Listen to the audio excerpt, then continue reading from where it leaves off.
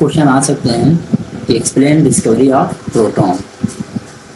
ठीक है, आज डिस्कवरी ऑफ प्रोटॉन। तो proton is discovered by heading. हाँ ठीक है, proton is discovered by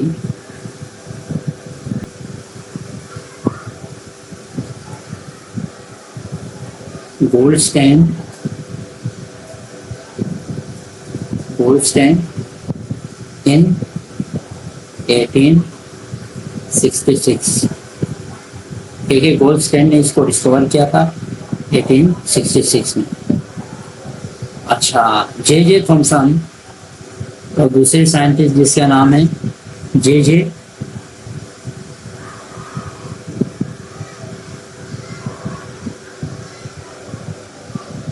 Thomson investigated properties of proton in 1897। ठीक है, ये दो बातें डिस्कवर किसने किया? गोल्डस्टाइन ने किया। और उसकी प्रॉपर्टीज प्रोटॉन की किसने स्टडी की? जैसे थॉमसन ने।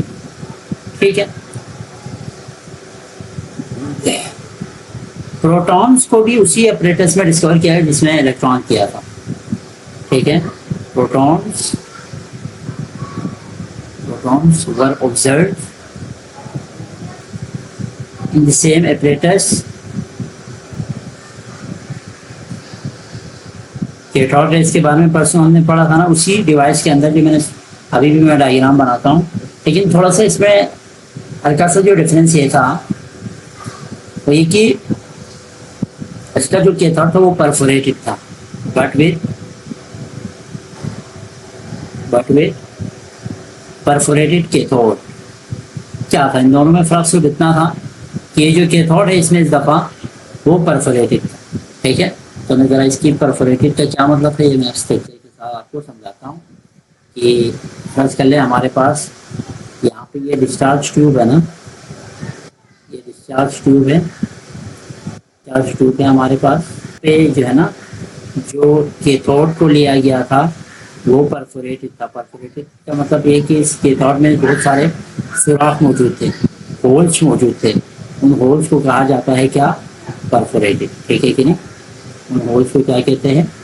परफोरेटेड कहते हैं।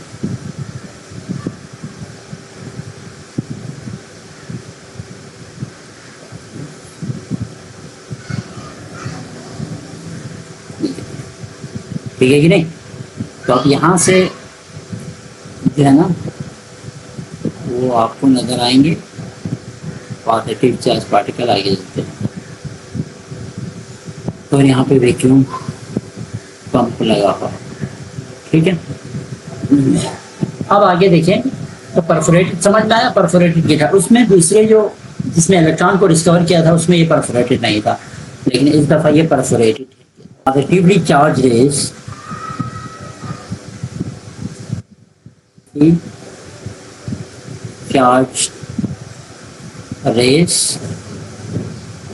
positively charged rays are moving in opposite direction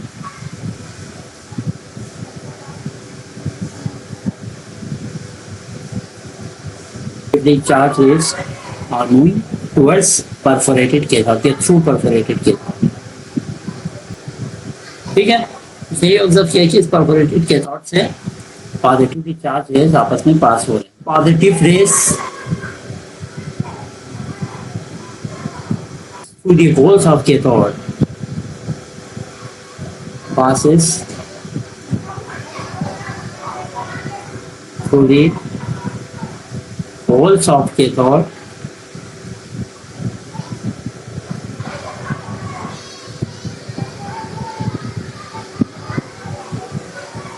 called canone rays। Difference बताया कैनोन रेज, ठीक है, और कैथोड रेज में क्या फर्क है? कैनोन रेज और कैथोड रेज में क्या फर्क है? जल्दी बताएं। कैथोड रेज नेगेटिवली चार्ज बेटा, नेगेटिवली चार्ज यानी इलेक्ट्रॉन कैथोड रे से क्या मुराद है? इलेक्ट्रॉन, जबकि कैनोड रे से क्या मुराद है? प्रोटॉन, या इसी को क्या भी कहा जाता है? कैनोड रेस। प्रोटॉन की इस रेस को कैनोड रेस कहते हैं, ठीक है। अब ये यहाँ से नहीं निकल रहे थे, बल्कि इसके अंदर मौजूद जो इलेक्ट्रॉन जब यहाँ से निकल रहे थे ना कैथोड से अपोजिट डायरेक्शन में, इसके जब इलेक्ट्रॉन निकल रहे थे इसके अपोजिट डायरेक्शन में, तो उस वक्त हुआ क्या?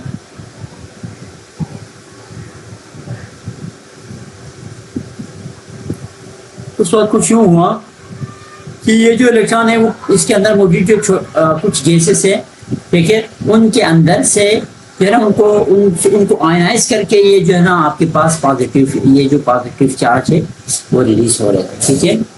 यानी मैं ये एक जुमले की सूरत में ये लिख भी लेता हूँ ताकि आपको समझ में आए कि ये जो रेस है वो एनोड से नहीं रिलीज हो रहा, एनोड से नहीं आ रहे, बल्कि अंदर जो गैस मॉलिक्यूल्स पड़े हुए वहां से रिलीज। एनोड, ये एनोड से इमिट नहीं होता, बट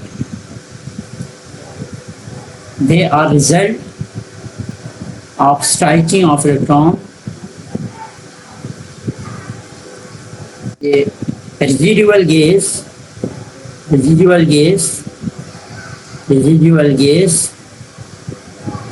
जो बकाया जाता है, रेजिडुअल से मुराद बाकी जो गैस है, बची हुई जो गैस है, gas molecules in discharge tube.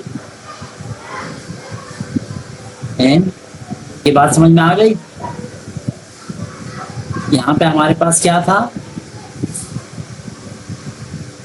यहाँ पे हमारे पास कैथोड, परफोरेटेड कैथोड, यहाँ पे हमारे पास था एनोड। अच्छा, अगर हम बात करें कैथोड रेस की या इलेक्ट्रॉन रेस की, ठीक है,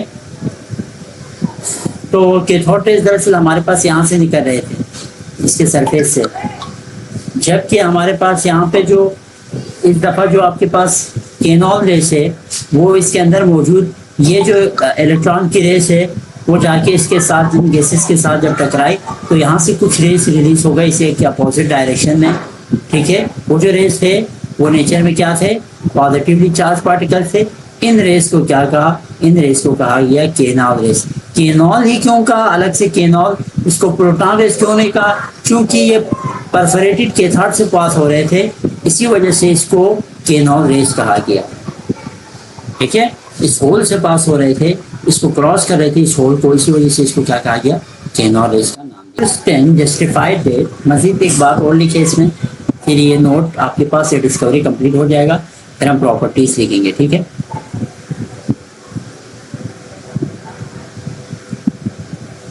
Goldstein justified that for each electron there must be one equivalent positive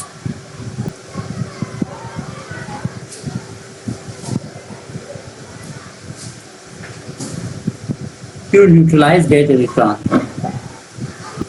ठीक है। यानी मजीद उसने बताया कि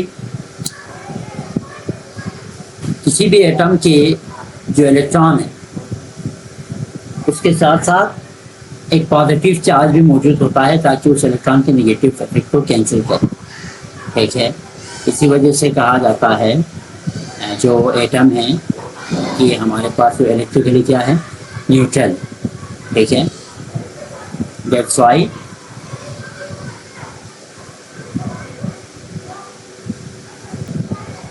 इलेक्ट्रॉन, अच्छा, एटम इज इलेक्ट्रिकली न्यूट्रल। ये आपको पूछे जा सकते पेपर में, ठीक है। एटम्स सकते इसी पॉइंट पे,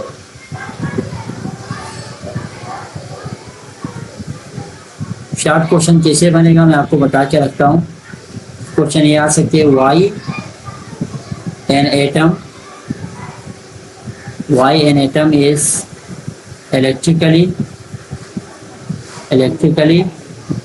न्यूट्रल, ये क्वेश्चन आ सकते हैं। तो आपने यही लिखना है जवाब। Goldstein justified that for each electron there must be one equivalent positive charge to neutralize that electron. That is why atoms are electrically neutral. तो इसका मतलब ये है कि अगर आपके पास 2 प्रोटॉन होंगे न्यूक्लियस के अंदर तो इसके शेल में 2 इलेक्ट्रॉन होंगे और पॉजिटिव नेगेटिव एक दूसरे के इफेक्ट को, ये इसके इफेक्ट को कैंसिल करेगा, ये इसके इफेक्ट को कैंसिल करेगा, ओवरऑल जो एटम है वो क्या हो जाएगा, न्यूट्रल हो जाएगा। ठीक है, तो ये क्वेश्चन भी पूछे जा सकते हैं। Properties of canal rays, rays of अच्छा कैथोड रेस की प्रॉपर्टीज, केनाल रेस की प्रॉपर्टीज याद नहीं, याद करनी है जरूर पेपर। ठीक है, केनाल रेस की प्रॉपर्टीज देखते हैं एक एक करके। पहला, they travel in straight line towards cathode, ये भी कैथोड ही की तरफ, दूसरा वाला एनोड की तरफ मूव कर रहा था, ये कैथोड की तरफ मूव करता है। दूसरा वाला से क्या मराद है, कैथोड रेस एनोड की तरफ मूव हो रहा था, लेकिन यहाँ पे केनाल रेस कैथोड की तरफ मूव हो रहे हैं। पहली प्रॉपर्टी, ये प्रोड्यूस, ये और उसकी प्रॉपर्टी सेम है। ऑफ शेडो, आप इसके रास्ते में कोई ऑब्जेक्ट रखिए तो उसकी मुकम्मल शेडो बना दो।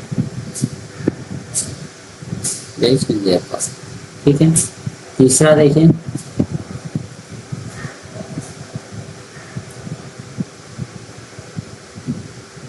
in electric and magnetic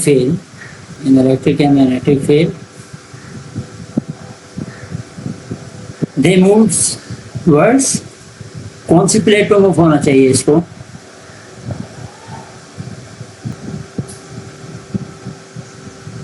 they bend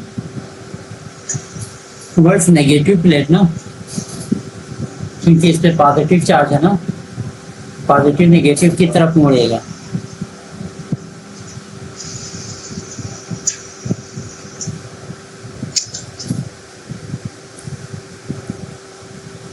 चौथा देखें,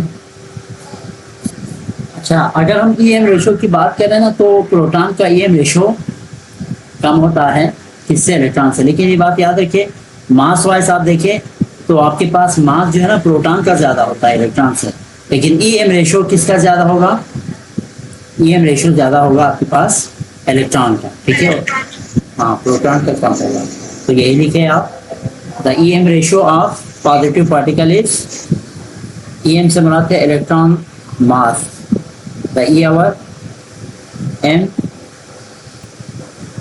रेशो टू पार्टिकल्स,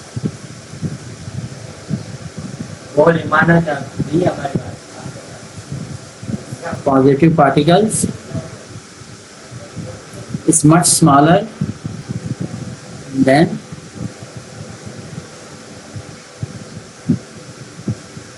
इलेक्ट्रॉन, इससे काफ़ी स्मॉल होंगे।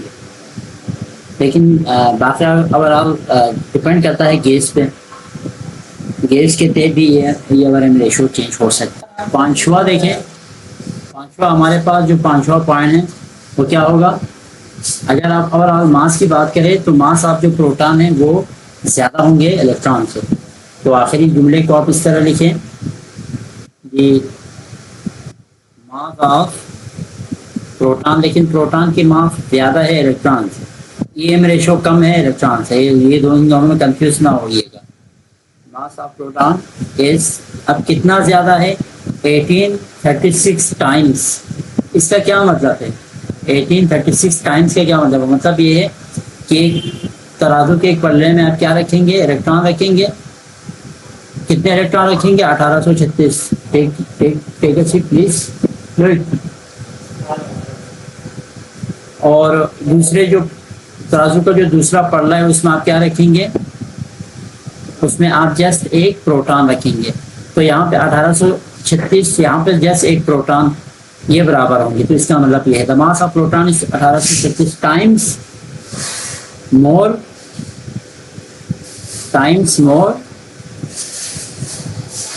Then electron. इलेक्ट्रॉन से इतना गुना क्या होता है, ये ज़्यादा होता है। इस तरीके से हमने क्या किया, डिस्कवरी ऑफ प्रोटॉन को डिस्कस किया। कोई क्वेश्चन है तो करें।